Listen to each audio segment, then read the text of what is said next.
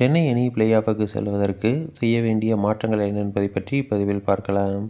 நடப்பு ஐபிஎல்லில் மீதமிருக்கும் 7 போட்டிகளில் 6 போட்டிகளை வெற்றி பெற்று பிளே ஆஃபுக்கு செல்ல வேண்டுமென்றால் சிஎஸ்கே சில மாற்றங்களை செய்ய வேண்டியது மிகவும் அவசியமாக உள்ளது.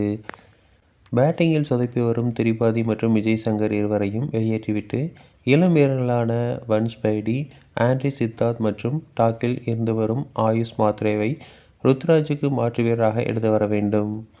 திரிபாதி, விஜய் சங்கர் இருவரும் பேட்டிங் செய்ய வந்தாலே அவர்களை கேட்ச் கொடுத்தாலும் நீங்கள் பிடிக்கக்கூடாது என்பது போல கைக்கு வரும் கேட்சை எல்லாம் தவறவிட்டு வருகின்றனர் எதிரணிகள்.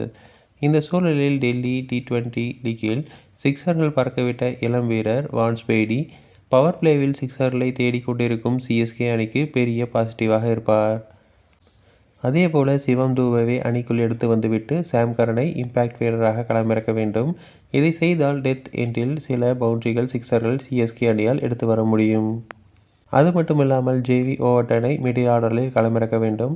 அப்படி களமிறக்கினால் மிடில் ஆர்டரில் நல்ல ஹிட்டிங் ஷாட்டுகளை அடிக்கும் திறமையான வீரரான அவரிடமிருந்து நல்ல இன்னிங்ஸை சிஎஸ்கே அணியால் எடுத்து வர முடியும்.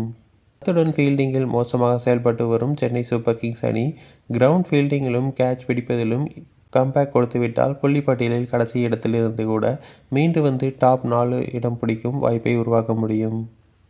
சிஎஸ்கே வீரரிடமிருந்து சிறந்த ஆட்டத்தை வெளிக்கொண்டு வரும் கேப்டனாக தோனி அணிக்குள் தேவையான மாற்றங்களை எடுத்து வந்து மேஜிக் செய்வாரா என்ற நம்பிக்கையில் சிஎஸ்கே ரசிகர்கள் காத்திருக்கின்றனர்.